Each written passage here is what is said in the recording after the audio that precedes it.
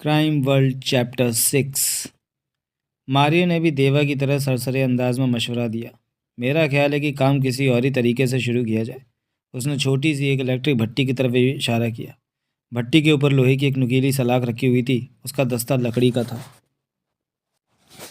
हाँ, ये ठीक रहेगा। देवा ने सिर हिलाकर उसका समर्थन किया और इलेक्ट्रिक आरी बंद करके फर्श पर एक तरफ रख दी। मारियो इलेक्ट्रिक भट्टी के पास चला गया और उसने भट्टी का स्विच ऑन कर दिया। कुछ ही सेकंड में वो किसी हीटर की तरह दहकने लगी थी। देवा एक लंबे फल वाला तेज धार चाकू उठा लाया और उसकी धार पर उंगली फेरता हुआ बाबू कामले से बोला, तुम्हें तो मालूम ही होगा कि अंडरवर्ल्ड के लोग जब अपने किसी विरोधी को उठाकर ले जाते हैं तो आमतौर पर उसके नाक, कान, जुबान और कुछ दूसरे अंग कटे हुए मिलते हैं। आंखें फटी हुई होती हैं। उससे कत्ल ज़रूर किया जाता है, लेकिन उससे पहले उसे ना जाने किन किन यातनाओं से गुजरना पड़ता है। कामले फटी फटी आंखों से देवा की तरफ देखकर रह गया था। उस दौरान भट्टी पर रखी नुकीली सलाख भी अंगारों की तरह सुर्ख हो गई थी। मारियो ने उसे लकड़ी के दस्ते पर से पकड़कर उठाया और देवा के पास ले आया। देवा ने सलाख मारियो के हाथ से ले ली और उसकी नोक कामले के पेट के पास ले जाकर खूंखार लहजे में बोला, अब तुम जुबान खोलोगे या ये सलाख तुम्हारे शरीर में सुराख खोलेगी। उसका सर बेहद खौफनाक था। फिर उसने दहकती सलाख की नोक धीरे धीरे कामले के पेट के पास और पास ले जानी शुरू कर दी थी। अभी सलाख ने कामले के पेट को छुआ भी नहीं था कि कामले दहशत से चीख उठा। चीखो, चीखो, खूब जोर से चीखो, देवा मुस्कुराहट के साथ बोला। यहाँ कोई तुम्हारी आवाज़ नहीं सुनेगा, कोई तुम्हारी मदद को नहीं आएगा। बाबूराव कामले भी एक जाना माना गुंडा था, बहुत क्रूर कातिल माना जाता था, लेकिन ऐसा लगता था कि उसने बंदूक और रिवॉल्वरों का सामना तो खूब किया था, लेकिन दहकती हुई लोहे की सलाख को अपनी नाभि के इतने पास कभी नहीं देखा था, जो उसके पेट में घुसने को एकदम तैयार थी। यह दहशत उसके लिए असहनीय थी। वो चिल्ला उठा, रुको, रुक जाओ, मैं बताने के लिए तैयार हूँ, बताता हूँ, भगवान के लिए सलाख मुझसे दूर रखो। उस वक्त वो सलाख उसकी नाभि से मुश्किल से 1 इंच दूर थी। देवा ने सलाख को पीछे हटा लिया। कांबले का चेहरा पसीने से तर था और उसकी सांस यूं तेज तेज चल रही थी जैसे वो मीलों दूर से भागता हुआ आ रहा हो। उसके बाद कांबले ने जो बोलना शुरू किया था तो 1 घंटे तक बोलते ही चला गया था। देवा उससे सवाल करता रहा था और कांबले उसके हर सवाल का जवाब देता रहा था। मारियो समस्त विवरण कागज पर नोट करता रहा था। ज्यों ज्यों कामले का बयान आगे बढ़ता जा रहा था, देवा की आंखों की चमक भी बढ़ती जा रही थी। दुश्मन का हर राज उसके सामने खुल रहा था। समस्त ज़रूरी जानकारियां उसे प्राप्त हो रही थीं। आखिरकार कामले हाफने के से ढंग से बोला, अब तो मैंने तुम्हें हर बात बता दी है जो मुझे मालूम थी। क्या वो रकम मुझे मिल जाएगी जिसका तुमने वादा किया था? हाँ, देवा ने तुरंत कहा, परंतु मुक्ति अभी नहीं मिलेगी। मैं ज़रा पुष्टि करूंगा कि तुम्हारी बताई हुई बातें सही भी हैं या नहीं। मेरे दिमाग में काफ़ी दिनों से कई योजनाएं हैं। पहले मैं उन पर कार्रवाई करने की कोशिश करूंगा। उस दौरान तुम यहीं रहोगे। मैं ये खतरा नहीं मोल लूंगा कि तुम यहाँ से छोड़े जाओ, सीधे दौड़ते हो बलराम के पास जाकर सबको जुगल दो कि तुम पर क्या बीती है। तुम्हारी कथा सुनने के बाद बलराम अपने सारे ठिकाने और सारी गतिविधियां बदल देगा और उसका बेड़ा कर करने की मेरी मनोकामना शुरू होने से पहले ही दम तोड़ देगी। देवा ने तुरंत अपने 6 आदमी चुने, जिनमें मारियो भी शामिल था। उसने उन्हें इन सारी बातों की पुष्टि की जिम्मेदारी सौंप दी जो बाबू कामले ने बताई थी। उन लोगों ने निरंतर 1 सप्ताह तक भारी दौड़ धूप की, सरसरी से ढंग में इधर उधर पूछताछ की थी, बहुत से स्थानों की निगरानी की थी, बहुत सारे लोगों की जासूसी की थी। उन्होंने बड़ी सावधानी और दक्षता से काम किया था और आखिर आकर देवा को रिपोर्ट दी थी कि कामले ने जो कुछ बताया सब कुछ सच बताया। यह सुनकर देवा बहुत खुश हुआ था और उसने अपने गैंग वालों को तुरंत ही विशेष प्रकार की तैयारी करने का निर्देश जारी कर दिया था। गुप्त रूप से दुबई से 12 नई मशीन गनें मंगवाई गई थीं, जो वहां काबुल से पहुंची हुई थीं, और गैंग के कुछ विशेषज्ञों को बम तैयार करने की जिम्मेदारी सौंप दी गई थी। गैंग की भाषा में कोड में बम को पाइनएप्पल यानी अनानास कहा जाता था। इन तैयारियों के दौरान देवा बेहद जोश में दिखाई देता था। उसका वो जोश जैसे गैंग के लोगों में प्रवेश कर रहा था। वो सब दुश्मन पर झपट पड़ने के लिए व्यग्र थे। यह सब कुछ अत्यंत खतरनाक दिखाई दे रहा था। हर गैंग मेंबर के शरीर में जैसे बिजली भर गई थी उस समय। एक शाम खालिद अपने विशेष लंगड़ाहट भरे ढंग से चलता हुआ देवा के कमरे में दाखिल हुआ था और बोला था, मेरा ख्याल है कि अब हम जंग शुरू करने के लिए तैयार हैं। हमारी पहली कार्रवाई कहाँ शुरू होगी? अभी मैंने फैसला नहीं लिया। जब फैसला कर लूँगा तो तुम्हें बता दूंगा, देवा ने सपाट स्वर में जवाब दिया था। और वो जो पूर्वी साइड गैंग का बंदा हमारे कब्जे में, उसका क्या करना है? करना क्या है? जैसे ही पूर्वी गैंग वालों के साथ हमारी जंग चरम पर पहुंचेगी, मैं बाबू कामले को वो रकम दे दूंगा जिसका मैंने वादा किया है। रकम देकर उसे किसी ट्रेन में सवार करा दिया जाएगा।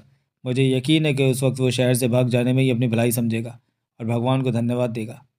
हाँ, ये बात तो है, लेकिन मैं सोच रहा हूँ कि अब उसे रकम देने की भी क्या ज़रूरत है। उसने सारी बातें तो हमें बता ही दी हैं। अब उसे पैसा देना बेवकूफ़ी होगी। उसे गाड़ी में बिठाकर लंबी सैर के लिए भिजवा कर ठिकाने लगवा देना अच्छी खासी रकम बच जाएगी, खालिद ने कहा था। देवा को इस सुझाव पर जैसे धचका सा लगा था। उसने कहर भरी नज़रों से खालिद की तरफ देखा। मैंने हर हाल में अपने वादे पर कायम रहने वाला इंसान हूँ, चाहे वो वादा दोस्त के साथ हो या किसी दुश्मन के साथ। वो एक एक शब्द पर जोर देते हुए बोला था। कुछ दिन पहले मैंने तुम्हें एक काम सौंपा था। मैंने तुम्हें एक खास आदमी को ठिकाने लगाने के लिए कहा था। वो काम तुमने अभी तक नहीं किया। मैंने तुम्हें यह भी बताया था कि अगर तुम वो काम नहीं कर सके तो तुम्हारे साथ क्या होगा। उम्मीद है तुम्हें वो बात याद होगी। मैं अपने वादे पर कायम रहूँगा। मगर यह भी याद रखना कि मैं गर्मियों के पूरे मौसम उस काम के पूरे होने का इंतज़ार नहीं करूँगा। बेहतर हो कि उस काम को ज़रा जल्दी करने की कोशिश करो। बलराम को ठिकाने लगाना इतना आसान काम नहीं है जितना कि तुम समझ रहे हो। खालिद कुछ अप्रिय स्वर में बोला था। अगर अगर वो काम आसान होता तो मैं उसे तुम्हारे सुपुर्द कभी ना करता। देवर ने सर्द और सख्त लहजे में कहा। गैंग का कोई भी मामूली सा पैदा वो आसान काम कर सकता था। तुम गैंग के खास आदमी हो। मैं अब गैंग में नंबर 1 हूँ और तुम नंबर 2 हो। अगर तुम ये काम नहीं कर सकते तो फिर तुम्हें नंबर 2 रहने का भी कोई हक नहीं है। कहकर देवा मेज़ पर झुककर कोई कागजात देखने लगा। यह जैसे इस बात का संकेत था कि उनकी मीटिंग खत्म हो चुकी है और अब खालिद वहाँ से जा सकता है। खालिद को कमरे से जाना ही पड़ा। इस बात को 10 मिनट ही बीते थे कि गार्ड अन्ना ने भीतर प्रवेश करके कहा, 2 घंटे से एक आदमी बाहर खड़ा है, टल नहीं रहा। वो बार बार आपसे मिलने को कह रहा है। देवा ने नज़र उठाकर सवालिया निगाहों से अन्ना से पूछा, कौन है वो? मैंने उसे पहले कभी नहीं देखा। नाम? अपना नाम नहीं बता रहा। कई बार पूछा मैंने। जब मैंने इनकार कर दिया तो तुम सुरेंद्र पाल से नहीं मिल सकते तो कहने लगा वो बाहर ही खड़ा है, सुरेंद्र पाल कभी तो बाहर निकलेगा, अन्ना ने कहा। उसे मुझसे क्या काम है? काम के बारे में तो बताया होगा, देवा बोला। वो कुछ भी नहीं बता रहा, बस आपसे मिलना चाहता है। मैंने सोचा उसे भगाने से पहले आपसे बात कर लूँ। देवा के चेहरे पर सोच के भाव हो रहे। वो अन्ना को देखता रहा, फिर बोला, उसे बाहर दरवाजे पर लाओ, मैं दरवाजे की छोटी खिड़की से उसे देखता हूँ। अन्ना बाहर निकल गया। 5 मिनट बाद लौट आया। देवा कुर्सी से उठा, दरवाजे के पास पहुंचकर 2 इंच चौड़ी, 2 इंच लंबी खिड़की जो कि दरवाजे पर लगी थी सरकाई और वहाँ आँख लगा दी। अगली पुलिस की आंखें सिकुड़ गई, चेहरे पर अजीब से भाव आ गए। वो जगमोहन था, वही जगमोहन जिसने खतरे के समय कभी उसके बॉडीगार्ड का काम किया था और एक बार एक अंधेरी गली में उसी की वजह से उसकी जान बची थी। देवा छोटी खिड़की पर आंख लगाए उसे देखता रहा। गार्ड अन्ना के कमरे में जगमोहन बेचैन सा खड़ा था, जबकि देवा सोच रहा था कि अब तो उसकी शक्ल भी काफ़ी बदल चुकी है। सब उसे सुरेंद्र पाल के नाम से जानते हैं, देवा का नाम भूल चुके हैं। तो जगमोहन इसके पास क्या करने आया? क्या जगमोहन जानता है कि वो देवा है या फिर उसका आना इत्तेफाकी है? देवा खिड़की बंद करके पलटा और अन्ना से बोला, उसे अंदर भेजो। अन्ना बाहर निकल गया। देवा तुरंत दरवाजे पर पहुंचा और छोटी खिड़की खोलकर देखा। अन्ना जगमोहन की तलाशी ले रहा था। देवा ने खिड़की बंद की और वापस कुर्सी पर बैठते हुए टेबल पर पड़ी रिवॉल्वर को देखा। चेहरे पर सोच के भाव दिखाई दे रहे थे। वो समझ नहीं पा रहा था कि जगमोहन किस वजह के तहत उसके पास आया है। तभी अन्ना ने जगमोहन के साथ भीतर प्रवेश किया। देवा ने जगमोहन पर उड़ती निगाह मारी। अभी वो जानना चाहता था कि जगमोहन उसे पहचानता है या नहीं, किस बात के लिए उसके पास आया। तभी अन्ना ने कहा, तलाशी में कोई हथियार नहीं मिला। देवा ने अन्ना को इशारा किया कि वो जाए और दरवाज़ा बंद कर जाए। अन्ना बाहर निकल गया था और दरवाज़ा बंद कर गया था। देवा और जगमोहन की नज़रें मिली। बोलो, देवा ने कहा। देवा पर नज़र टिकाए जगमोहन टेबल के पास आया। देवा हर तरह के हालात के लिए सतर्क था। वो नहीं जानता था कि जगमोहन के मन में क्या है। मैंने तुम्हें एक बार देखा था, देखते ही पहचान लिया था कि तुम देवा हो, जगमोहन गंभीर किंतु धीमे स्वर में बोला।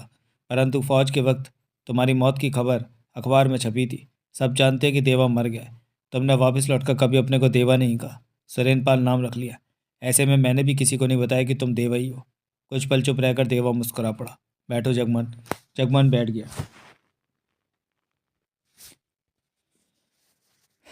तुमसे दोबारा मिलकर खुशी हुई। मुझे वो वक्त याद है जब तुम मेरे पीछे रहकर मुझे बचाने का काम करते थे, देवा ने दोस्ताना लहजे में कहा।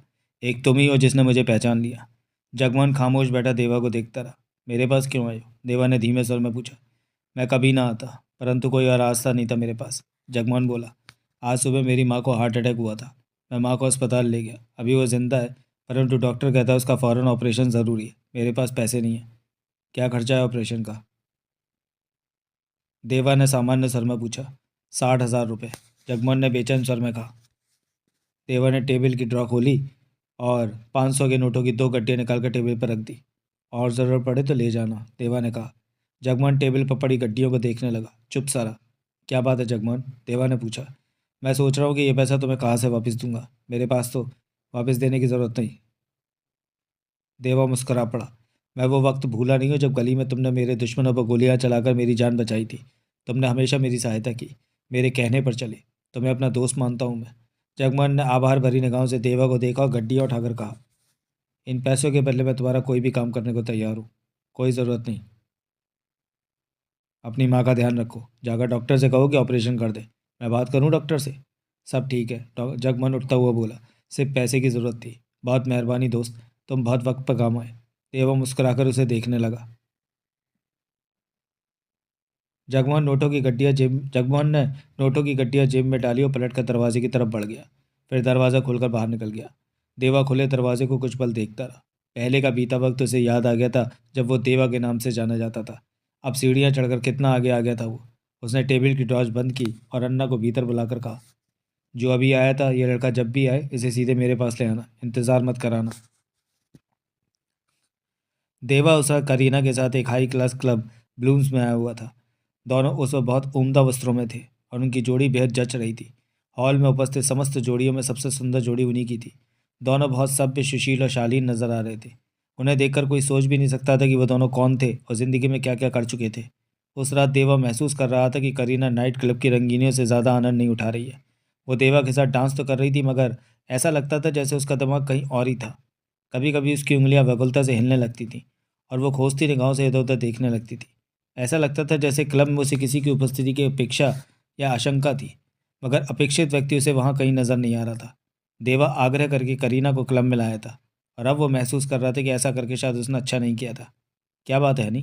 देवा ने पूछ ही लिया। ऐसा लगता है यहाँ तुम्हारा दिल नहीं लग रहा। वो असल मेरी तबीयत कुछ ठीक नहीं है, करीना ने उखड़े उखड़े से अंदाज में जवाब दिया था। माहौल में रमने की कोशिश करो, दिल बहल जाएगा। नियमित अंतराल से वो डांस करते रहे और रात ढलती रही थी। एक राउंड में वो नाचते नाचते हॉल के एक सिरे पर पहुंचे तो देवा की निगाह डांसिंग फ्लोर से ज़रा दूर स्थित एक मेज की तरफ चली गई और वो चौंक पड़ा था। उस मेज पर उसे वही लड़की बैठी दिखाई दी थी जो पत्रकार सोनाली मुखर्जी बनकर उसके ऑफिस में आकर उससे मिली थी। सोनाली के साथ एक सुंदर पुरुष भी था। उस पुरुष ने बढ़िया किस्म का सूट पहन रखा था, मगर न जाने क्यों देवा को वो उतना शरीफ और इज्जतदार नहीं लगा था जितना कि वो खुद को जाहिर करने की कोशिश कर रहा था। इससे पहले देवा ने उस लड़की को और उस व्यक्ति को वहाँ नहीं देखा था। अब तो सुबह होने वाली थी। न जाने दोनों किस वक्त वहाँ आ बैठे थे। लड़की ने उसे देखा भी था या नहीं, यह सोचकर देवा ने उस लड़की के सामने जाना मुनासिब नहीं समझा। देवा ने अपने साथ लिपटी डांस कर रही करीना का ध्यान लड़की की तरफ आकृष्ट किया और उसने पूछा, तुम उस लड़की को जानती हो, वही जो हरे रंग की पोशाक में है? करीना ने तुरंत उस लड़की की तरफ देखा और देवा ने महसूस किया था कि करीना उस लड़की को देखकर चौंकी थी, मगर अगले ही पल उसने अपने भावों पर काबू पा लिया था और सपाट लहजे में बोली थी, नहीं, मैं उस लड़की को नहीं जानती। मगर तुम क्यों पूछ रहे हो? बस यूं ही, देवा ने उसे टालने की कोशिश की। करीना ने उस मेज की तरफ पीट कर ली थी। देवा ने महसूस किया था कि करीना के शरीर में तनाव आ गया था। फिर कुछ सेकंड बाद करीना बोली, बस अब घर चलो, मुझे अपनी तबीयत बिगड़ती महसूस हो रही है, मैं यहाँ और नहीं रुकना चाहती। उसके लहजे में अनुरोध भी था और व्याकुलता भी। देवा ने उससे बहस करना उचित नहीं समझा था और उसकी बात मान ली थी। वो दोनों क्लब से बाहर आ गए। बाहर रात का अंधेरा फैला था। तभी फ़ोन बजा तो देवा ने फ़ोन सुना, उधर से कुछ कहा गया, जिसे सुनने के बाद देवा के होंठ से निकला, ओह हे भगवान, क्या हुआ? करीना ने घबरा कर पूछा। उस गधे खाले ने बलराम को मारने की कोशिश की, मगर असफल रहा, देवा ने गुस्से से जवाब दिया। देवा ने बताया कि पिछली शाम बलराम पर हमला किया गया था, लेकिन उसे खरोंच तक नहीं आई थी। पुलिस के पूछने पर बलराम ने बताया था कि उसे अंदाजा उस पर हमला किसने कराया होगा, लेकिन उसने किसी का नाम जुबान पर लाने से इनकार कर दिया था। पुलिस को आशंका थी कि हमला किसी नई गैंगवार का आरंभ हो सकता है। उस निकम्मे और खड़दिमाग इंसान ने सारा खेल ही बिगाड़ दिया। देवा गुस्से में था। मैंने गलती की जो उसे इस काम के काबिल समझा। अब बलराम अपनी प्रतिक्रिया प्रकट करेगा। वो पलट कर हम पर हमला कराएगा और खुद इतना सावधान हो जाएगा कि हम मुद्दतों तक उस पर वार करने का मौका नहीं पा सकेंगे। ओ देवा, इस खबर ने तो मुझे परेशान कर दिया। करीना ने सहमे हुए स्वर में कहा, अब तुम्हें बेहद सावधान रहना होगा। देवा ने कोई जवाब नहीं दिया। वो कार में बैठकर घर की तरफ चल पड़े। रास्ते में भी देवा खामोश ही रहा था, लेकिन उसका चेहरा बता रहा था कि उसके दिमाग में हलचल मची हुई है और वो कोई योजना बना पका रहा है। जिस बिल्डिंग में उनका अपार्टमेंट था, उसके सामने पहुंचकर देवा ने गाड़ी रोकते हुए करीना से कहा, तुम ऊपर चलो, मैं गाड़ी पार्क करके आता हूँ। गाड़ी वो किराए के एक गैरेज में खड़ी किया करता था। गैरेज वहाँ से करीब 2 फर्लांग दूरी था। करीना गाड़ी से उतरकर बिल्डिंग में प्रवेश कर गई तो देवा ने गाड़ी आगे बढ़ा दी थी और मोड़ काटा था। उसी दौरान उसे एहसास हुआ कि किसी और गाड़ी के शक्तिशाली इंजन की तेज़ आवाज़ उभरी थी और वो गाड़ी उसके पीछे आ रही थी। देवा ने पीछे देखे बगैर ही किसी अनजान खतरे के एहसास से अपनी कार की गति बढ़ा दी थी, लेकिन इसके उपरांत भी पीछे वाली गाड़ी द्रुत गति से उसके पास आती गई थी। अब देवा ने ज़रा सी गर्दन मोड़कर उसे देख भी लिया था।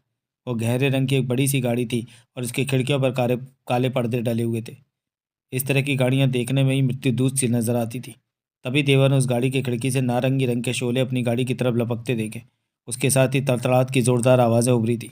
ये निसंदेह मशीन गन की फायरिंग थी। देवा ने अपनी गाड़ी से गोलियां टकराती महसूस की। देवा की कार की बॉडी मोटी स्टील की थी और शीशे बुलेट प्रूफ थे। गोलियां उनसे टकरा कर इधर उधर बिखर गई थी, लेकिन उन अज्ञात हमलावरों के से इसके उपरांत भी उसका पीछा नहीं छूट सकता था।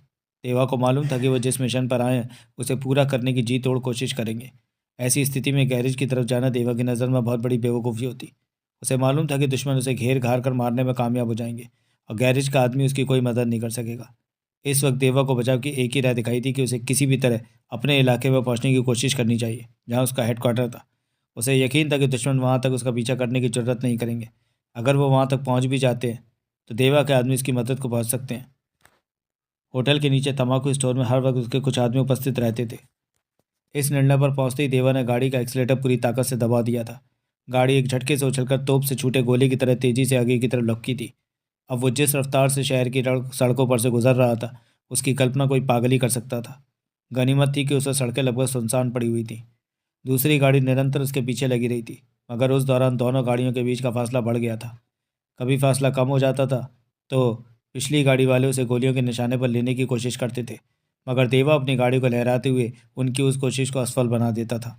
तब हमलावरों ने चालाकी दिखाई और उन्होंने देवा की गाड़ी के टायरों को निशाना बनाना शुरू कर दिया। मशीन गन के वस्ट के साथ जोरदार धमाके गूंजे थे। देवा को अंदाज़ा हो गया कि उसकी गाड़ी के पिछले दोनों टायर फट चुके हैं। गाड़ी बुरी तरह लहरा गई थी। देवा ने स्टीयरिंग से जूझते हुए गाड़ी को काबू में रखने की कोशिश की, लेकिन जिस समय टायर फटे थे उस समय उसकी गाड़ी की रफ्तार बहुत ज़्यादा थी। गाड़ी बेकाबू होकर फुटपाथ से टकराई और कुछ देर फुटपाथ से रगड़ खाती हुई कुछ दूर जाकर उलट गई थी। देवा ने अपने आप को सिर के बल गिरते हुए महसूस किया और फिर उसका दिमाग अंधेरे में डूबता चला गया। जब देवा को होश आया तो उसने अपने आप को किसी तंग जगह में फंसा हुआ महसूस किया था। वो आड़ा तिरछा लगभग औंधा पड़ा हुआ था। उसके नीचे कालीन था और ऐसा लगता था कि वह कुछ लोगों के पैरों में पड़ा हुआ है। उसके शरीर को इधर उधर झटके भी लग रहे थे। कुछ मिनट बाद उसकी समझ में आया कि वो किसी कार के पिछले हिस्से में पड़ा हुआ था। कार की पिछली सीट पर दो आदमी बैठे हुए थे और कार तेज़ रफ्तार से चल रही थी। उसे यकीन होने लगा कि वह दुश्मनों की कार में था। कसमसाता हुआ वो उठ बैठा। पिछली सीट पर वाकई दो आदमी बैठे हुए थे, लेकिन वह अंधेरे की वजह से उनके चेहरे नहीं देख पाया। यह तो बहुत ही बुरी बात है, ये अभी तक मरा नहीं है। कार के अंधेरे में एक आवाज़ उभरी जो देवा के लिए अपरिचित थी। मुझे कहाँ ले जा रहे हो? देवा ने बेखौफी से पूछा। तुम्हें जल्दी पता चल जाएगा, जवाब मिला। कम से कम मुझे सीट पर तो बैठ लेने दो, मैं यहाँ बड़ी ख़राब हालत में फंसा पड़ा हूँ। कहते हुए देवा ने उठने की कोशिश की तो उसे बेहद कमज़ोरी का एहसास हुआ और उसे चक्कर सा आ गया था। एक आदमी ने उसका गिरेबान पकड़कर एक झटके से उसे उठाया और सीट पर बिठा दिया। अब वो उन दोनों आदमियों के बीच में था। उसने देखा कि अगली सीटों पर भी दो आदमी बैठे हुए थे। उनमें से एक आदमी गाड़ी चला रहा था। तो मैं इस यात्रा का मजा लेने की कोशिश करो लड़के, किसी ने फुफकार वाले ढंग से उसके कान में कहा, क्योंकि यह तुम्हारी अंतिम यात्रा है। दो क्षण के लिए देवा को अपनी दिल की धड़कनें रुकती हुई महसूस हुई। उसकी अब तक की ज़िंदगी खतरों से खेलते हुए गुजरी थी, लेकिन ऐसी स्थिति से उसका पहली बार पाला पड़ा था। मेरा ख्याल है तुम्हारा संबंध पूर्वी साइड गैंग से है, कहते हुए देवा ने पूरी कोशिश की कि उसके लहजे में खौफ प्रकट ना हो। बिल्कुल ठीक समझे हो तुम, उसी शख्स ने व्यंग से जवाब दिया जो देवा से बात कर रहा था। और तुम लोग हो कौन? देवा ने पूछा। मैं, उसने जहरीले अंदाज में कहा। फिर उसने अजीब से ढंग में कहका लगाया। उसकी हंसी में मौत की आहट साफ सुनाई देती थी। वो क्रूर स्वर में बोला, मैं शरद शिर्के का भाई हूँ। देवा के बदन में एक सर्दी सी लहर दौड़ गई थी। शरद शिर्के उसके विरोधी गैंग का चीफ था, जिसे देवा ने गनगल करीना के शौक से मार डाला था। उसके बाद ही बलराम उस गैंग का लीडर बना था। इस वक्त शरद शिर्के के भाई की दया दृष्टि पर निर्भर होने का मतलब देवा अच्छी तरह समझ रहा था। गाड़ी भारी इलाके में से गुजर रही थी। देवा को मालूम था कि कोई भी उचित स्थान देखकर उसे गाड़ी से बाहर ढकेल दिया जाएगा और फिर उसके शरीर में न जाने कितनी गोलियां उतार दी जाएंगी। उसके बाद शायद कोई राहगीर उसकी लाश को देखेगा या चील कौए उसे नोचेंगे।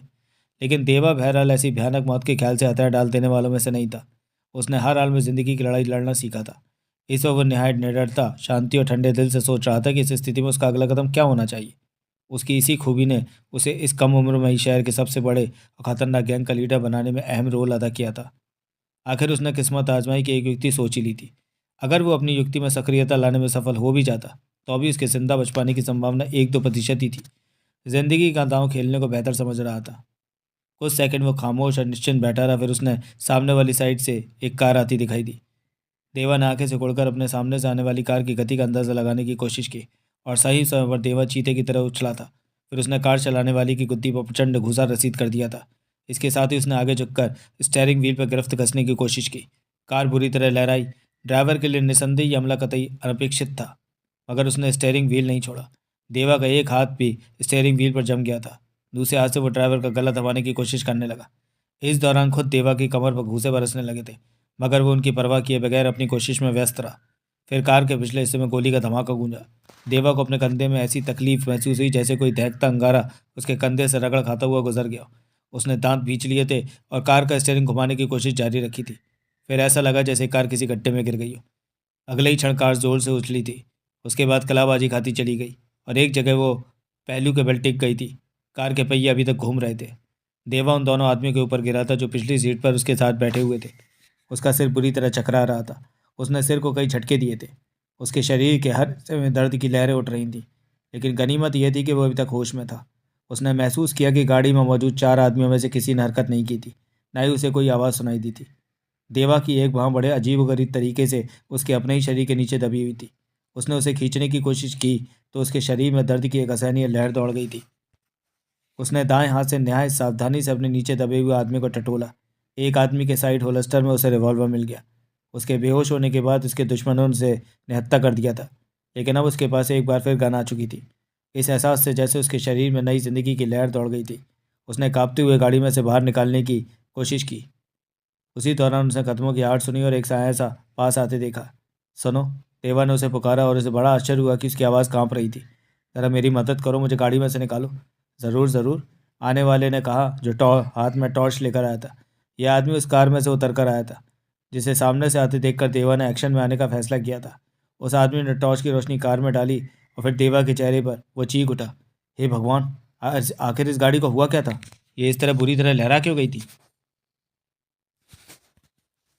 उस आदमी ने जोर लगाकर कार का पिचका हुआ दरवाज़ा खोला था और सहारा देकर देवा को कार से बाहर निकाला था।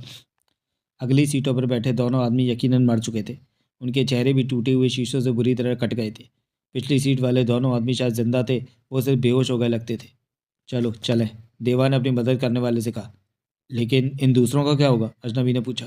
भाड़ में जाएंगे, ये सारे खतरनाक गुंडे हैं, बदमाश हैं, सब एक बड़े खतरनाक गैंग के आदमी हैं। ये लोग मुझे कत्ल करने के लिए ले जा रहे थे। सब मर गए हो तो अच्छा है।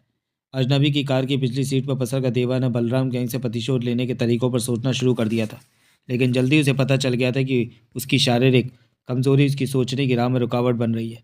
उसकी एक बांह का जोड़ उखड़ चुका था और शरीर के दूसरे हिस्सों पर भी चोटें आई थीं। तकलीफ इतनी ज़्यादा थी कि उसकी सोचों का आपस में ही कोई संपर्क नहीं हो पा रहा था। कंधे में गोली का जख्म ही तकलीफ पहुंचा रहा था। टूटे शीशों की कुछ किरचियाँ देवा के चेहरे पर भी लगी थी। वो अजनबी जो इस वक्त देवा का मददगार बना हुआ था शायद देवा से बहुत कुछ पूछना चाहता था, मगर देवा का मूड देखकर उसकी हिम्मत नहीं पड़ रही थी कि वो कुछ पूछे।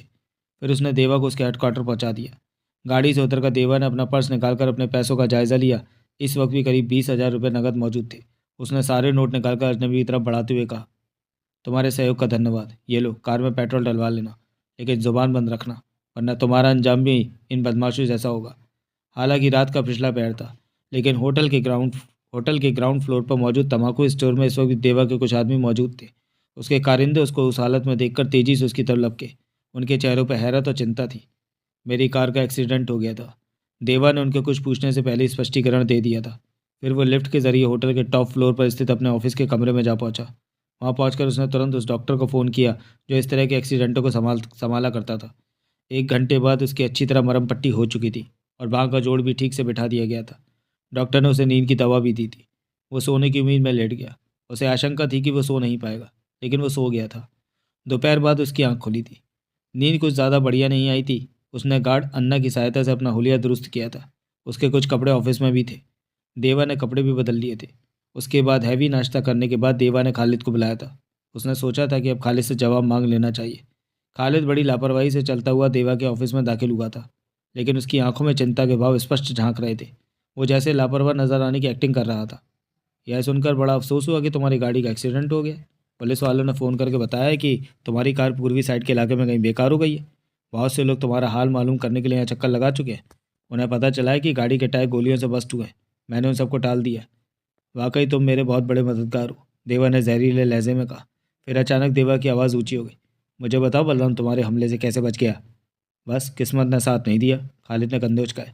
गोलियां जिस दिशा में चलाई जाएं उसी दिशा में जाती हैं। क्या किस्मत ने गोलियों की दिशा बदल दी थी? देवा ने व्यंग से पूछा।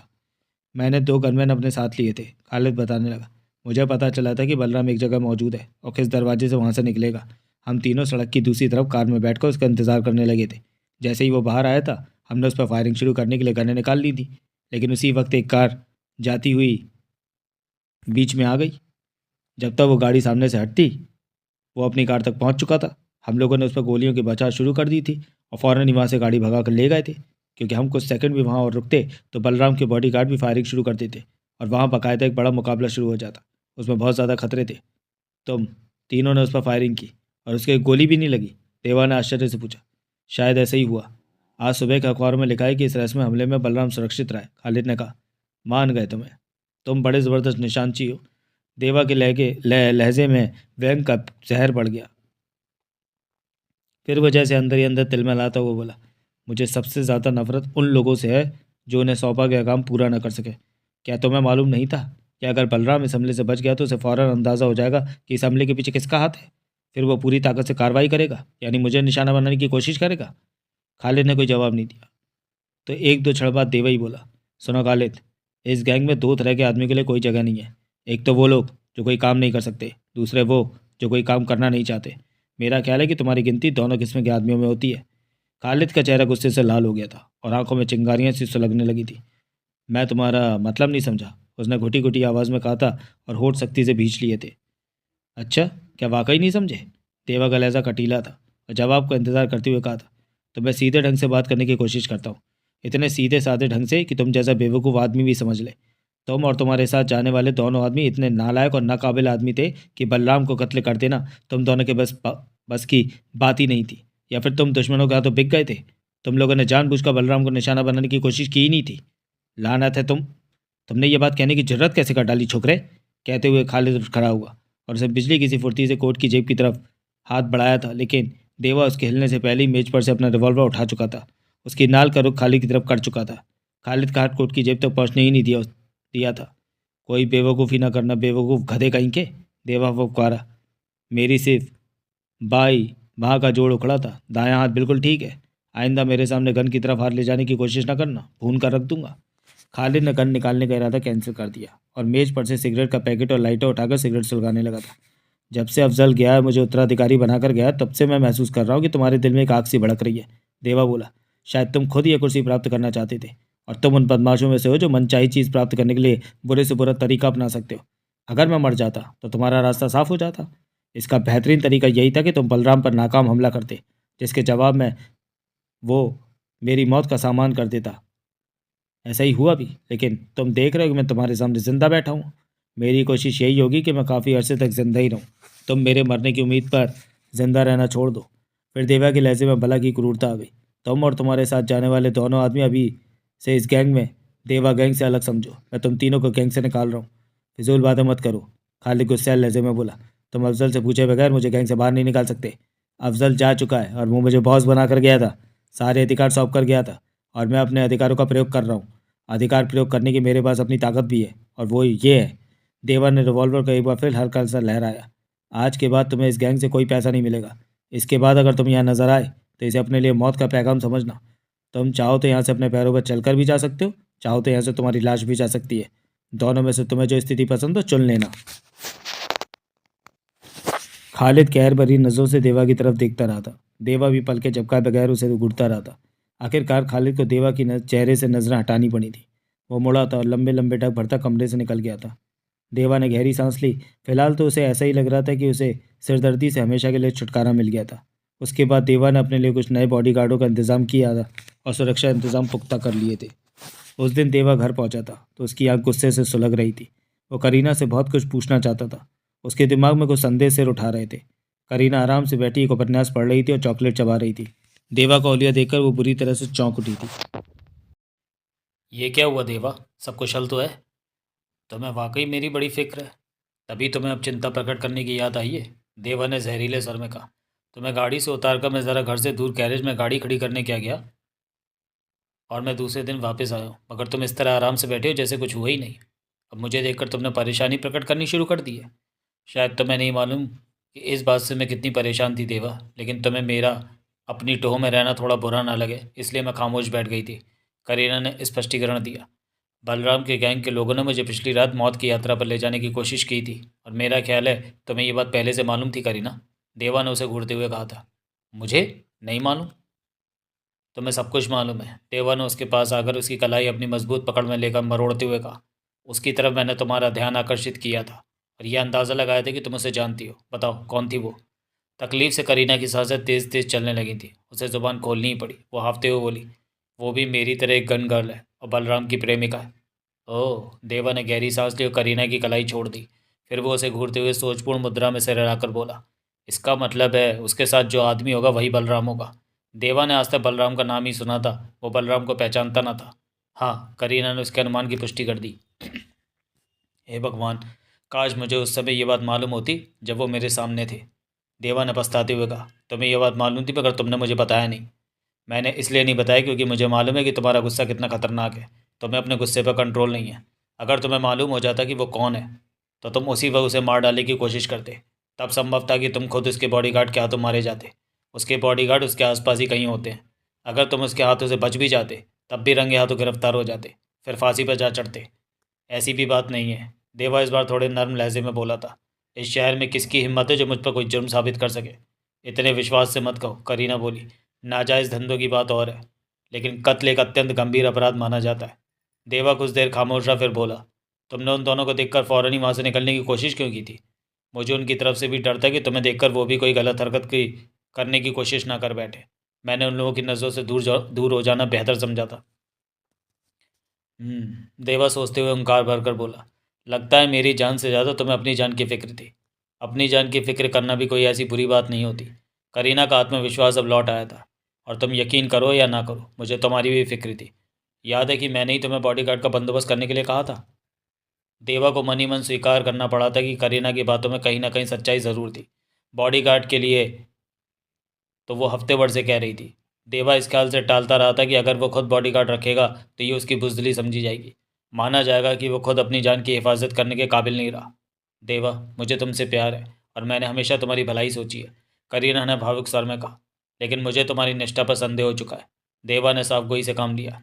एक दो पल की खामोशी के बाद वो बोला, अगर तुम मेरे साथ इतनी सच्ची और निष्ठावान हो तो मैं तुम्हें यह सिद्ध करने का एक मौका देता हूँ। तुम बलराम को कत्ल कर दो, मुझे तुम्हारी निष्ठा पर यकीन आ जाएगा। करीना फटी फटी आंखों से देवा की तरफ देखने लगी थी। बस हिम्मत जवाब दे गई? देवा मजाक उड़ाने वाले ढंग से बोला। मैं बुज़दिल नहीं हूँ, करीना भड़क उठी। मैं भी तुम्हारी जितनी ही दिलेर हूँ। मैं तो हैरान हूँ कि तुम पर ऐसा वक्त आ गया है कि अब अपने सबसे बड़े प्रतिद्वंदी और शहर के दूसरे सबसे बड़े गैंग के लीडर को ख़त्म करने की फरमाइश तुम एक लड़की से कर रहे हो। तो मैं मालूम है कि मैंने आज तक किसी को कत्ल नहीं किया है, सिर्फ कत्ल करने के लिए मदद की है। मैं अब भी बलराम के कत्ल में तुम्हारी मदद करूंगी। अब मैं खबर रखूंगी कि उसे किस वक्त और कहाँ निशाना बनाया जा सकता है। फिर मैं तुम्हें बुलाऊंगी और हम दोनों मिलकर ये काम करेंगे। ठीक है। देवा ठंडा पड़ गया तो अब नरमी से उसकी नर्म नाजुक बात थाम कर बोला, लेकिन एक बात याद रखना कि अगर कभी तुमने मुझे धोखा देने की कोशिश की या मेरी मुखबरी करने की कोशिश की तो वो दिन तुम्हारी ज़िंदगी का आखिरी दिन होगा। देवा को अब ना जाने क्यों करीना पर पहले जैसा भरोसा नहीं रहा था। उसे करीना पर संदेह हो गया था। उनके संबंधों में भी दरार सी आ गई थी। एक तरफ तो देवा बलराम के खून का प्यासा हो रहा था, दूसरी तरफ उसकी जरूरत और मानसिक दृढ़ता का भी कायल हो रहा था। जिस रात उसने बलराम और उसकी प्रेमिका को कार में देखा था उसी रात खालिद और उसके दो साथियों ने बलराम पर हमला किया था, जिसमें वो बच गया था। लेकिन क्लब में बलराम बड़े इत्मीनान से अपनी प्रेमिका के साथ डांस और ड्रिंक्स में मस्त दिखाई दिया था, जैसे कभी कुछ हुआ ही ना हो। उसके बाद देवा को जैसे अपने गुस्से और आक्रोश पर काबू ही नहीं रहा था। उसने बलराम गैंग के विरुद्ध ऐसी भयानक कार्रवाइयाँ शुरू कर दी थी जिनके परिणामों की उसे कोई परवाह नहीं थी। देवा ने उन लोगों के कई गोदाम बमों से उड़वा दिए थे। देवा के कई आदमियों ने बलराम गैंग के कई ट्रक लूट लिए थे जो कई किस्म की शराबों से लदे हुए थे। उन्होंने बलराम के कई सप्लायरों को भी बुरी तरह मारा पीटा था जो उसे शराब वगैरह के लिए सामान सप्लाई किया करते थे। ऐसे कई लोगों को गोली भी मार दी गई थी। इस तरह उन लोगों को एक चेतावनी दी गई थी जो बलराम के साथ लेन देन और कारोबार कर रहे थे। बलराम गैंग के कई अच्छे निशानेबाजों और लड़कों का कत्ल कर दिया गया था और बाकी को धमकियां पहुंचा दी गई थी कि अगर उन्होंने तुरंत शहर न छोड़ा तो उनका हश्र भी ऐसे ही किया जाएगा।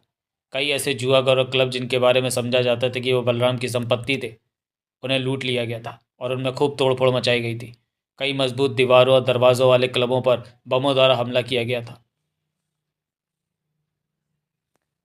इस खुरेंजी और खौफनाक अभियान में देवा अपने पूरे साधनों का इस्तेमाल कर रहा था और उसने पूरे शहर में ज़बरदस्त दहशत और सनसनी फैला दी थी। उसे यकीन था कि उसने बलराम गैंग के प्यादों के दिलों पर भी अपनी ताकत और साधनों की धाक बिठा दी होगी। इस काम में बाबूराव कामले द्वारा उपलब्ध करवाई गई जानकारियां देवा के बहुत काम आई थी। अब देवा ने फैसला किया था कि कामले से किया गया वादा पूरा करना चाहिए। उसने बाबूराव कामले को अपने पास बुला लिया था। वही दो आदमी उसे देवा के सामने ले आए थे। उनमें से एक मारियो था। बाबूराव, देवा ने नर्म लहजे में कहा, तुम्हारी बताई हुई सारी बातें सही साबित हुई हैं। ये रही तुम्हारी रकम। उसने एक मोटा सा लिफाफा मेज पर फेंक दिया। बाबूराव के उतरे हुए चेहरे पर थोड़ी चमक आ गई और उसने जल्दी से हाथ बढ़ाकर लिफाफा उठा लिया। उसमें से नोट निकाले और लालची इंसान की तरह नोटों को गिनने लगा। पूरे 3 लाख रुपए थे। उसने आश्चर्य मिश्रित अविश्वास से देवा की तरफ देखा। उसके चेहरे पर बेहद आभार झलक आया। उसे शायद ज़रा भी उम्मीद नहीं थी कि उसके साथ किया गया वादा पूरा किया जाएगा। अंडरवर्ल्ड में इस किस्म की परंपरा ही नहीं थी। वहाँ वादा सिर्फ मजबूरी में ही निभाया जाता था। बहुत बहुत धन्यवाद, कामले कांपते से स्वर में बोला। मुझे उम्मीद नहीं थी कि मेरे साथ किया गया वादा पूरा किया जाएगा। मैं हमेशा अपना वादा पूरा करता हूँ, चाहे वो अच्छा हो या बुरा। देवा बोला। अब जाओ, गुड लक कामले। मारियो वहीं उपस्थित था। देवा ने उसे निर्देश दिया कि वो अपनी निगरानी में बाबू कामले को ट्रेन में बिठाकर आए। मारियो अपने साथी समेत कामले को लेकर विदा हो गया। 1 घंटे बाद मारियो मुंह लटकाए देवा के कमरे में वापस आया था। मैं एक बुरी खबर लाया हूँ बॉस, उसने मुर्दा सी आवाज़ में कहा था।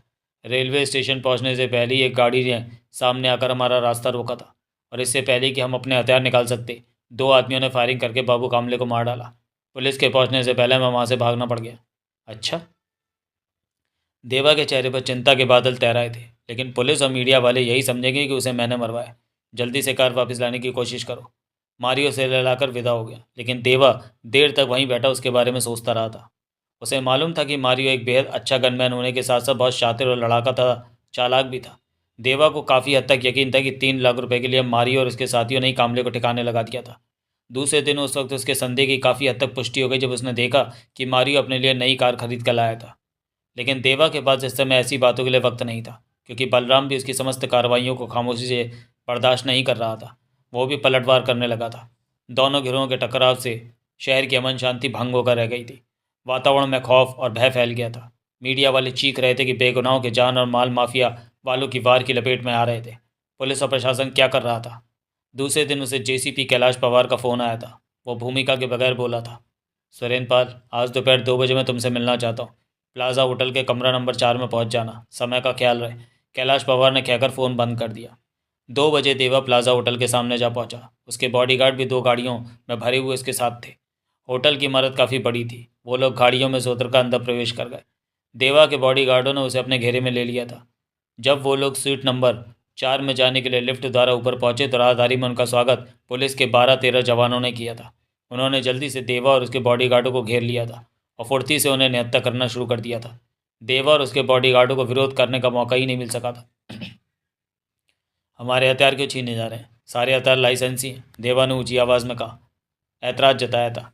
हमें मालूम है, तमाम हथियार लाइसेंसी हैं, एक पुलिस व्यंग से बोला। पर हमें जो हुक्म मिले हैं हम उनकी तामील कर रहे हैं। साहब का हुक्म है कि आज यहाँ एक भी गोली चलने की नौबत नहीं आनी चाहिए। देवा ने नाक भाव भी सिकोड़े थे और थोड़ा गुस्सा भी जताया था। लेकिन पुलिसियों ने उसे ज़रा सी सहूलियत नहीं दी थी। पुलिसियों ने देवा के बॉडीगार्डों को एक कमरे में ढकेल दिया था। उन्हें वार्निंग दी थी, जब तक तुम्हें इस कमरे से बाहर आने के लिए न कहा जाए यहाँ से निकलने की कोशिश न करना, अन्यथा पछताओगे। उस कमरे का दरवाज़ा बंद कर दिया गया था और बाहर 2 स्टेन गनधारी जवानों को तैनात कर दिया गया था। देवा दांत पीस कर रह गया था। वो बेबसी से ये सब कुछ देख रहा था। पुलिस वालों के ऑफिसर ने उसकी तरफ देखकर कहा, तुम्हें ज़्यादा परेशान होने की ज़रूरत नहीं है। तुम्हारे दुश्मन के आदमियों के साथ भी ऐसे ही व्यवहार किया गया है। फिर उसने देवा को अपने साथ आने का इशारा किया।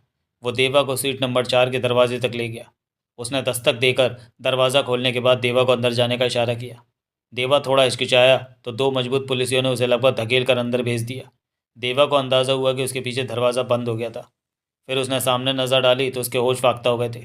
लंबे चौड़े कमरे में एक बड़ी सी मेज़ के पीछे 6 आदमी बैठे हुए थे और एक कुर्सी खाली थी। वो शायद उसी के लिए थी। मेज के एक सिरे पर जेसीपी कैलाश पवार अपने तमाम भौंडे और भद्देपन के साथ आला ढंग से विराजमान था। बाकी 6 आदमी शहर के खास खास गिरोह के सरदार थे। देवा उन सबको पहचानता था। उनमें बलराम भी था। आओ बैठो देवा, ताकि मीटिंग शुरू की जा सके, कैलाश पवार ने खरखट स्वर में लहजे में कहा। देवा यथासंभव रौब और अकड़ से चलता हुआ आगे बढ़ा था और खाली कुर्सी पर जा बैठा था। उसने कहर भरी नज़रों से बलराम को घूरा। बलराम के भावों में कोई परिवर्तन नहीं आया था। उसके होंठों पर हल्की सी मुस्कुराहट थी। उसने एक नज़र देवा के बाजू पर डाली जो हवा में झूल रहा था। Joint police commissioner Kailash Pawar ने खकार का गला साफ किया। वो शहर में कानून के रक्षकों का मुखिया था। पूरे पुलिस विभाग पर उसका हुक्म चलता था। सरकार ने उसे भर्ती करके ट्रेनिंग देकर भारी तनख्वाह और भत्ते देकर इसलिए नियुक्त कर रखा था कि वो गुंडों, बदमाशों, चोरों, स्मगलरों को ख़त्म करेगा, उनके गिरोह का खात्मा करेगा। लेकिन वो इस वक्त उनके साथ मीटिंग कर रहा था। वो सब उसे नियमित रूप से महीना भिजवाते थे। हर गैंग लीडर उससे नफरत भी करता था और महीना देने के बावजूद उससे डरता भी था। उन सबको मालूम था कि वो अपनी गर्दन बचाने और अपनी पोजीशन साफ करने के लिए उनकी गर्दनें भी कटवा सकता था। कोई भी कार्रवाई उनके खिलाफ कर सकता था। ये जंग अब बंद होनी चाहिए, पवार बोला, जो तुम लोगों ने शुरू कर रखी है। साथ ही उसने गुस्से से मेज पर जोरदार घूंसा मारा था। मीडिया ने आसमान सिर पर उठा रखा है। यहाँ तक कि कई बड़े नेताओं को भी शहर की स्थिति पर चिंता है। कई रसूख वाले बड़े बड़े बिजनेसमैनों का एक डेलीगेशन ने मुख्यमंत्री से मुलाकात करके कहा है कि शहर की इस स्थिति की वजह से व्यापार धंधे तबाह होने की हालत में पहुंच रहे हैं और शहर का नाम पूरी दुनिया में तबाह हो रहा है।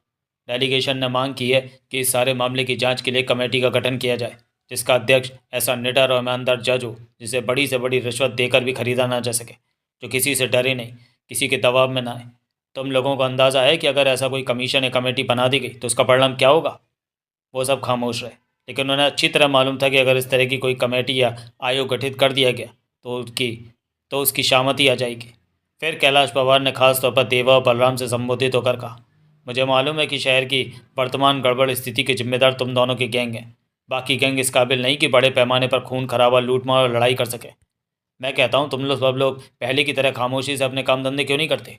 इस शहर में इतनी जान है कि तुम सबको पाल सके, लेकिन कुत्तों की तरह आपस में लड़ते रहने से सबके मुंह का नवाला छिन जाएगा।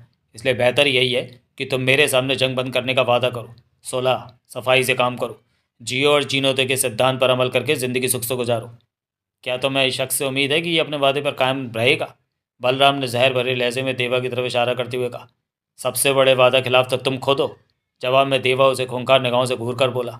इससे पहले कि वो दोनों आपस में लड़ने लगते, कैलाश पवार हाथ उठाकर लगभग चिल्लाते हुए बोल उठा, शट अप, मेरी बात ध्यान से सुनो, वरना मैं तुम दोनों को इस शहर से तड़ी पार कर दूंगा, साल 2 साल के लिए।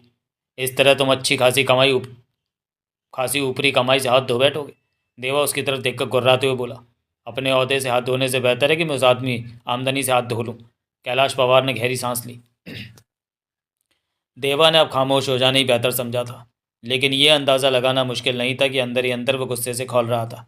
हकीकत ये थी कि देवा दिल ही दिल में सोच रहा था कि इस वक्त चुप्पी साध लेना ही बेहतर है, लेकिन वक्त आने पर वो एक एक करके अपने सारे दुश्मनों को ठिकाने लगा देगा। कोई बड़ी बात नहीं, किसी दिन वो इस करप्ट संयुक्तायुक्त पुलिस कैलाश पवार का भी पत्ता साफ कर दे। इस संसार में कुछ भी असंभव नहीं है। कैलाश पवार ने मेज पर शहर का एक विस्तृत नक्शा फैला दिया था। मोटी मोटी लाइनों के माध्यम से शहर के कई इलाकों को बांट दिया गया था और हर इलाके पर उनमें से किसी एक गैंग लीडर का नाम लिखा हुआ था। वही 6 गैंग लीडर जो उस वक्त उस मीटिंग में मौजूद थे। ये मैंने तुम सब लोगों के लिए हदबंदी कर दी है। कैलाश पवार ने बात आगे चलाई। शहर का बड़ा हिस्सा दोनों बड़े गिरोहों को दिया गया है। छोटे छोटे गिरोहों को छोटे छोटे इलाके दिए गए हैं। अब सब गिरोहों को अपने अपने धंधे अपने अपने हिस्से में सीमित रखने होंगे। कोई किसी दूसरे के इलाके में पाँव फैलाने या कब्जा जमाने की कोशिश नहीं करेगा। इसी में सबका भला है। सारे बड़े भाई लोगों ने झुक झुक कर नक्शे का जायज़ा लिया और मनी मन उन्हें मानना पड़ा कि करप्ट पुलिस ऑफिसर ने बहुत न्यायप्रियता से सबको उनके इलाके अलॉट किए थे। उसने उन सब की ताकत और हैसियत का ख्याल रखा था। वो सब चाहते तो उसी इलाके में सीमित रहकर अच्छी खासी कमाई कर सकते थे, मगर वो अपने स्वभाव और अपनी फितरत का क्या करते? ये बात शायद होश संभालते ही उनकी फितरत में शामिल हो जाती थी कि वो अपना हिस्सा ले लेने के बाद दूसरे के हिस्से पर झपट्टा मारने की कोशिश ज़रूर करते थे। कैलाश पवार ने बात जारी रखी। मैं इस नक्शे की एक एक कॉपी तुम सब लोगों को दे रहा हूँ। तुम सबको इस हदबंदी का पाबंद रहना है। जो भी इसके खिलाफ जाएगा मैं उसको शहर से बाहर निकाल दूंगा, चाहे वो कोई भी हो। तुम्हें अपने अपने आदमियों को यह हदबंदी अच्छी तरह समझानी होगी और यह भी बताना होगा कि इसकी पाबंदी कितनी ज़रूरी है। तुम में से हर व्यक्ति अपने आदमियों की हरकतों का जिम्मेदार होगा। अगर कोई अपने कारिंदों की हरकतों को कंट्रोल नहीं कर सका तो फिर उसे गैंग लीडर रहने का भी कोई हक नहीं रहेगा। अब शहर में मार धाड़ नहीं होनी चाहिए, वरना मैं तुरंत और सख्त एक्शन लूँगा। अब तुम लोग जा सकते हो। देवा, तुम अपने आदमियों को लेकर सबसे पहले जाओगे, उसके बाद बारी बारी सब जाएंगे। देवा उठ खड़ा हुआ था। उसने एक आखिरी कहर भरी नज़र बलराम पर डाली थी और कमरे से निकल गया था। उसके ख्याल में आज की मीटिंग का सबसे बड़ा फ़ायदा ये हुआ था कि उसने अपने सबसे बड़े दुश्मन बलराम को बहुत पास से देख लिया था। अब वो उसे बहुत दूर से भी पहचान सकता था। उसके बाद करीब 4 महीने तक शहर में अमन रहा था। तमाम मुजरिम गैंगवार छोड़ पैसा कमाने में लगे लगे रहे थे। शहर में कोई कत्ल नहीं हुआ था। मगर फिर शायद मुजरिम अमन शांति के इस वातावरण से उकता गए थे। उनकी फितरत उन्हें मजबूर करने लगी थी कि वो कुछ ना कुछ करें। परिणाम स्वरूप धीरे धीरे लड़ाई झगड़े शुरू होने लगे थे। आरंभ में केवल मारपीट के मामले सामने आए थे, जिनमें कभी किसी की नाक और कभी किसी के दांत टूट जाते थे। फिर चाकूबाजी की इक्का दुक्का वारदातें होने लगी थी। उसके बाद फायरिंग भी होने लगी थी। खासकर दोनों बड़े गिरोहों की हालत कुछ ऐसी थी जैसे शिकार को देखकर शिकारी कुत्ते जंजीरें छुड़ाने की कोशिश कर रहा हूँ। खून की प्यास फिर भड़क उठी थी। देवा की बहुत सी जायदादों में कई जुआघर भी शामिल थे। उनमें से एक जुआघर शहर के मध्य में था। केंद्र में स्थित होने के बावजूद उस जुआघर के आसपास रात होते ही सन्नाटा छाने लगता था। वहाँ ज़्यादातर ऑफिस वगैरह थे जो शाम होते ही बंद होने लगते थे, जबकि देवा के जुआघर में धंधा और भी आराम से चलता था। देवा करीब हर रोज़ उस जुआघर का दौरा करता था और उसने इस मामले को भी ज़्यादा गुप्त रखने की कभी कोशिश नहीं की थी। एक शाम वो जुए खाने के सामने पहुंचकर गाड़ी से उतरा ही था और प्रतीक्षक था कि दूसरी गाड़ी से उतरकर उसके बॉडीगार्ड उसे अपने घेरे में ले लें कि तभी अचानक मशीन गन की तड़तड़ाहट गूंज उठी थी। देवा ने अपने 2 बॉडीगार्डों को तुरंत ही ज़मीन पर लेटकर पोजीशन लेते हुए देखा था। देवा खुद भागकर बिल्डिंग के बरामदे में चला गया, जिसकी दूसरी मंजिल पर उसका जुआगर था। उसने एक खंभे की आड़ ले ली थी और स्थिति का जायज़ा लेने की कोशिश करने लगा था। उस दौरान वो रिवॉल्वर निकाल चुका था और उसके आदमी गाड़ियों की आड़ ले चुके थे। फायरिंग शुरू होने के बाद और खंभे की आड़ उपलब्ध होने से पहले ही कई गोलियां देवा के शरीर से टकरा चुकी थी, लेकिन सौभाग्य से आज वो कपड़ों के नीचे बुलेट प्रूफ जैकेट पहने हुए था। उसने देखा उसके 2 आदमी सामने स्थित एक छोटे से होटल की ऊपरी एक खिड़की की तरफ फायरिंग कर रहे थे। उसे अंदाज़ा हो गया था कि गोलियां उसी तरफ से आ रही थी। अब फायरिंग रुक गई थी। शायद फायरिंग करने वालों ने देख लिया था कि उनका मुख्य शिकार ओट में पहुंचकर बच गया है, तो उन्होंने और फायरिंग करना व्यर्थ समझा था। वो पुलिस के पहुंचने से पहले वहां से निकल भागने की फिक्र में लग गए थे। सरेआम इस किस्म की फायरिंग कोई मामूली घटना नहीं थी। देवा और उसके आदमी भी पुलिस की पूछताछ का सामना नहीं करना चाहते थे। जल्दी गाड़ियों में बैठो, देवा ने चीख कर अपने साथियों को निर्देश दिया था। वो सब गाड़ियों में बैठे थे और पलक झपकते ही गाड़ियाँ वहाँ से रफू चक्कर हो गई थी। अगली गाड़ी तो उस पुलिस कांस्टेबल को कुचलने ही लगी थी जो सीटी बजाते हुए नुक्कड़ से दौड़ता आ रहा था। देवा की आंखों में चिंगारियाँ सी सुलगने लगी थी और जबड़े सख्ती से भिंचे हुए थे। वो सोच रहा था कि आखिर जंग फिर शुरू हो ही गई थी। वो लोग उस होटल की तीसरी मंजिल पे थे बॉस। देवा के एक बॉडीगार्ड ने हाँफते हुए उसे सूचना दी थी। वो 2 थे, एक के पास लाइट मशीन गन थी, दूसरे के पास रिवॉल्वर या पिस्टल थी। देवा ने गुस्से में हुंकार भरी थी। ऑफिस पहुंचते ही देवा ने joint police commissioner Kailash Pawar को फ़ोन किया था और कहा था, तुम्हारी सूचना के लिए बता रहा हूं कि बलराम के आदमियों ने समझौता तोड़ने में पहल की है। थोड़ी देर पहले उन्होंने जीवन होटल की तीसरी मंजिल से फायरिंग करके मुझे मार डालने की कोशिश की है। मुझे मालूम हो चुका है, कैलाश पवार ने कहा। कुछ मिनट पहले पुलिस वालों ने मुझे खबर दी है। तो तुम क्या कर रहे हो इस बारे में? वही करूँगा जिसका मैंने मीटिंग में वादा किया था। आज रात तक पुलिस पूर्वी गैंग के जितने भी आदमियों को पकड़ सकेगी पकड़ लेगी। सुबह उन्हें अदालत में पेश करके ज़रूरी कानूनी कार्रवाई की जाएगी। देवा को मालूम था कि उस कार्रवाई का कोई खास फ़ायदा नहीं होगा, बस मीडिया को एक मसालेदार और सनसनीखेज खबर बनाने का मौका मिल जाएगा। हमलावरों को कोई सज़ा नहीं दी जा सकेगी। देवा ने इस बारे में कैलाश पवार पर ज़्यादा दबाव नहीं डाला था, क्योंकि उसके दिमाग में एक योजना पनपने लगी थी। अदालत पुलिस हेडक्वार्टर के पास ही थी। बलराम के कई आदमियों को जब एक साथ अदालत में पेश किया जाता तो उस मौके से फ़ायदा उठा सकता था वो। देवा ने फ़ौरन अपने उन आदमियों को बुलाया था जो मार धाड़ और निशानेबाजी में माहिर थे। उसने उनको अपनी प्लानिंग के बारे में समझाया।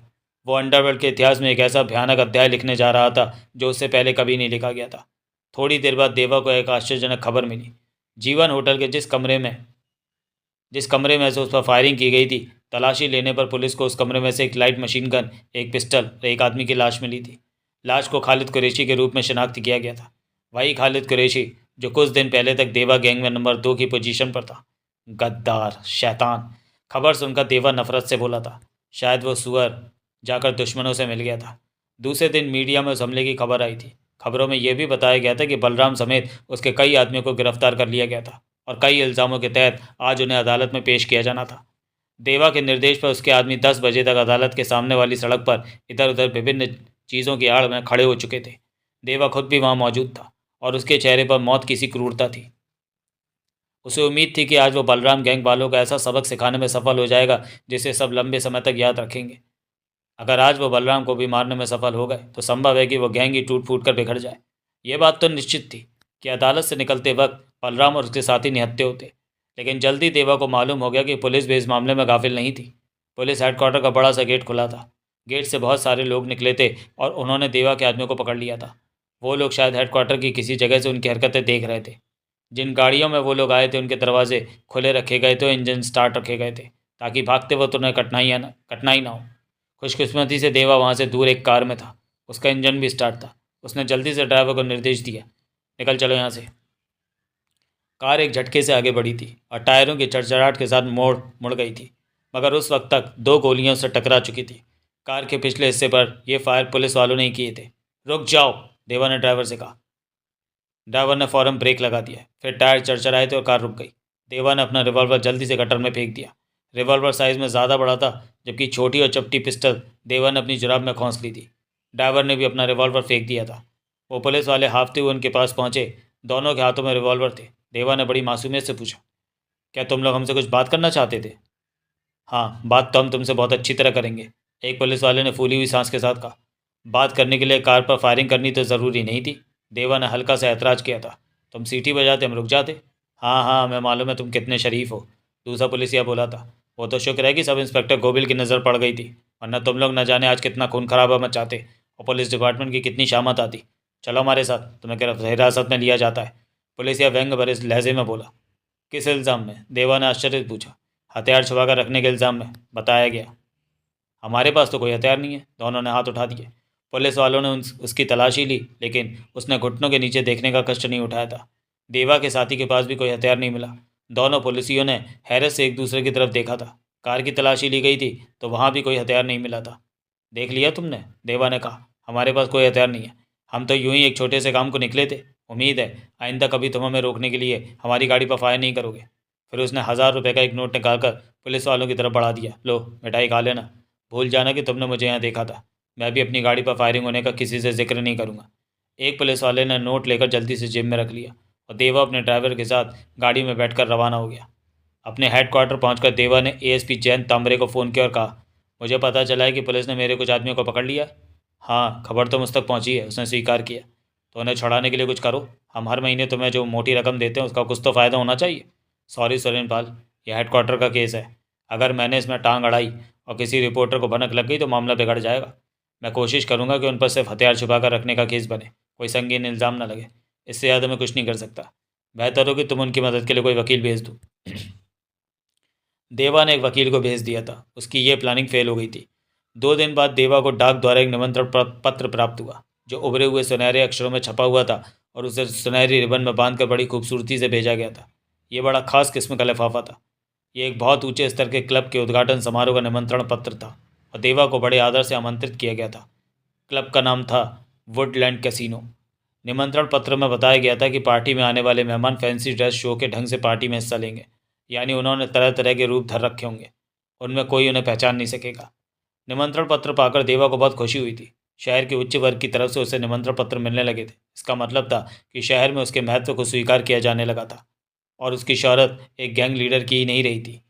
थोड़ी देर देवा खुश होता रहा था, लेकिन फिर उसका मुजरिम दिमाग जाग उठा था। शक्की मिजाज होना मुजरिमों की फितरत भी होती है और ज़रूरत भी।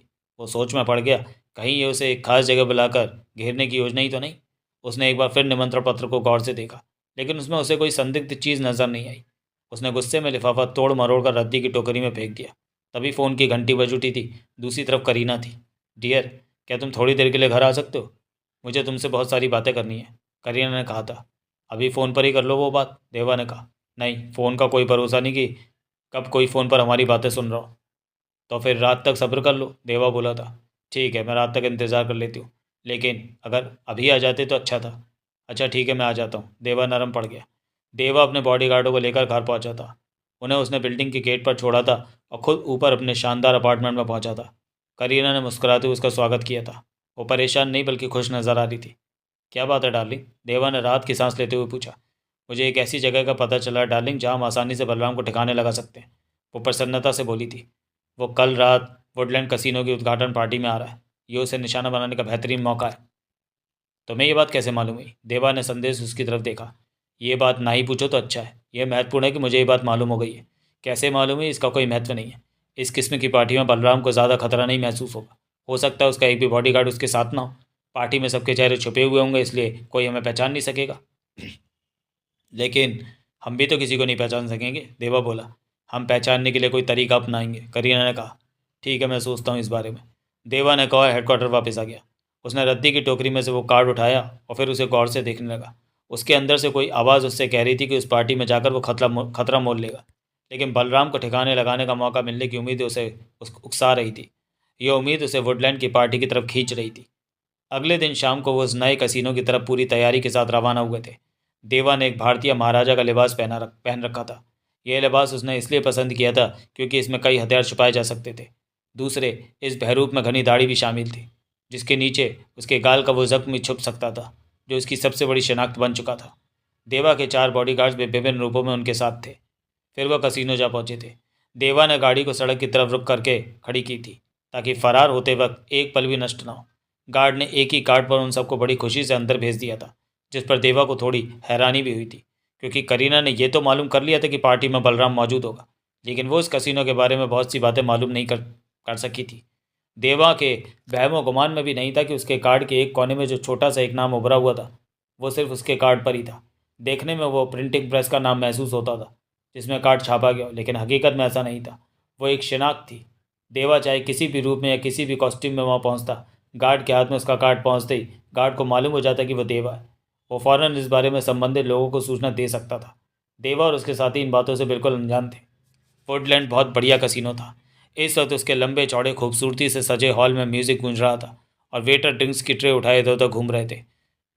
भली भांति भांति के बहरूपों में मेहमानों का आगमन भी जारी था।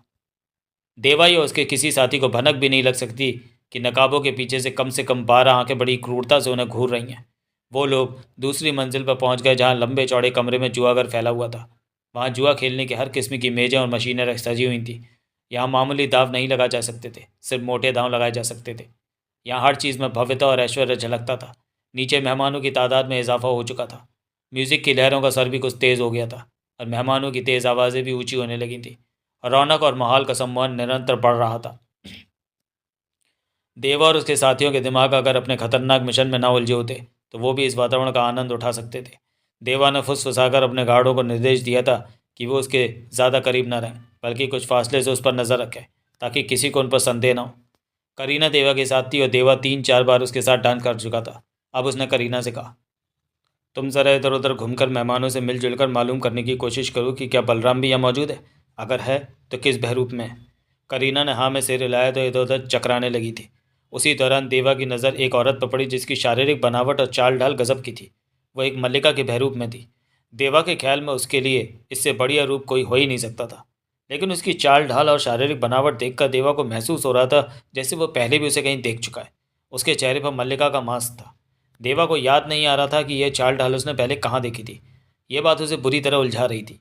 देवा उसे मल्लिका के रूप में डांस करते देख रहा था।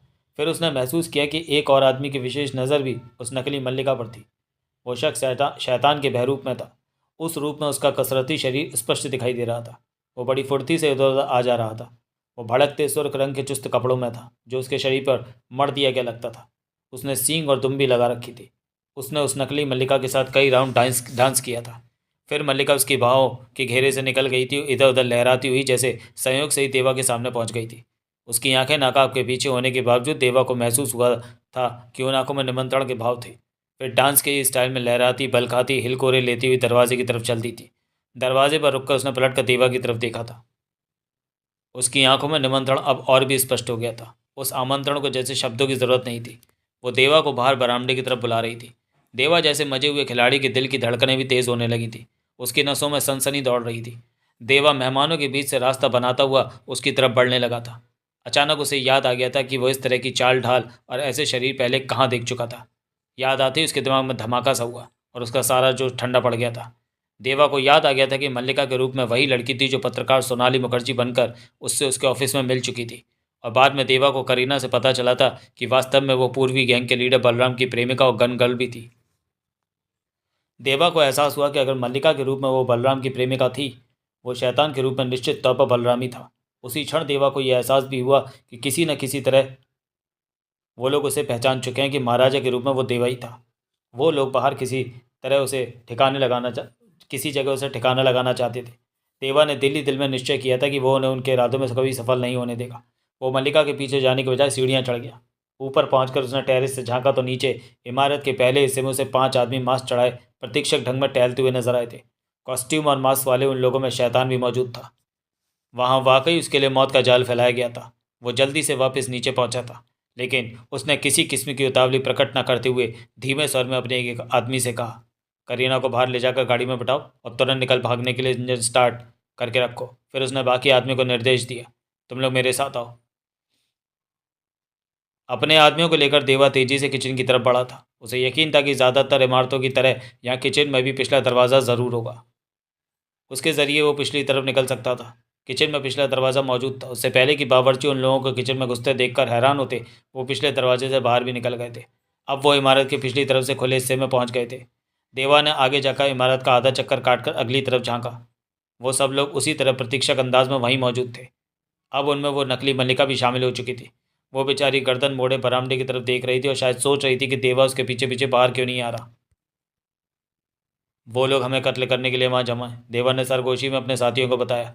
लेकिन हम बाजी पलट देंगे। मैं उस शैतान रूपी आदमी को निशाना बनाऊंगा। तुम बाकी आदमियों को सफाया करो। उसने धीरे से अपना गन वाला हाथ उठाया, सावधानी और सतर्कता से निशाना लेकर ट्रिगर दबा दिया। उस वक्त उसका दिल प्रसन्नता और प्रफुल्लता से भर उठा जब उसने शैतान के बहरूप वाले लंबे चौड़े आदमी को गोली के धमाके से ज़मीन पर गिरते देखा। और उसके गिरने के बाद भी देवा ने सावधानी के तौर पर उस पर 4 फायर और झोंक मारे। उस दौरान देवा के आदमी भी फायरिंग शुरू कर चुके थे, मगर बलराम के आदमी पहली गोली की आवाज़ सुनते ही ज़मीन पर गिर गए थे ताकि उन्हें आसानी से निशाना न बनाया जा सके।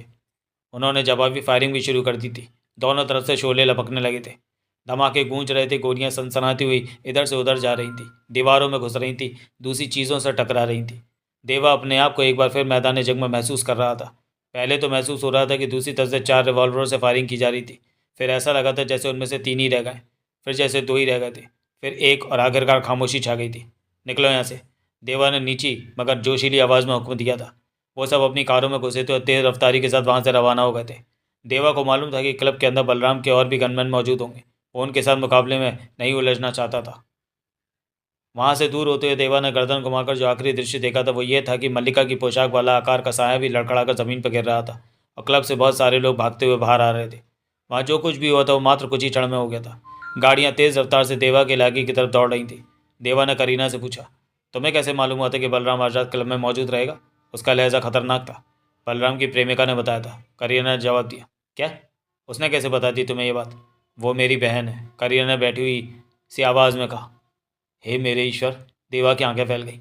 मैं जब कल सोनाली से बात कर रही थी तो मैं यही समझ रही थी कि मैं बड़ी होशियारी से काम लेते हुए उससे अपने मतलब की बात निकलवा रही हूँ, करीना धीरे से बोली, जबकि हकीकत में वही मुझे जाल में फंसा रही थी। उसके लहजे में शर्मिंदगी थी। खैर कोई बात नहीं, देवा खुले दिल से काम लेते हुए बोला। इनकी चाल उन्हीं पर उल्टी पड़ गई। बलराम अपने 4 साथियों समेत मारा गया। अगले दिन बलराम की मौत की पुष्टि हो गई। उसकी रहस्यमय हमले में मौत की खबर ने शहर भर में सनसनी ला दी थी। उसकी अर्थी बड़ी धूमधाम से उठी थी। आरती के पीछे बड़े बड़े कानून के रक्षक और प्रतिष्ठित लोग चल रहे थे। उनमें joint police commissioner Kailash Pawar, ACP Jayant Tambre, 3-4 जज और दसियों सियासतदार शामिल थे। खुद देवा ने भी बलराम के मृत शरीर पर रखने के लिए बहुत बड़ा और खूबसूरत पुष्प चक्र भिजवाया था, जिसकी कीमत 10,000 रुपये से भी ज़्यादा थी। देवा को अफसोस सिर्फ ये था कि उसे यह पुष्प चक्र भिजवाने का मौका काफ़ी देर से मिला था।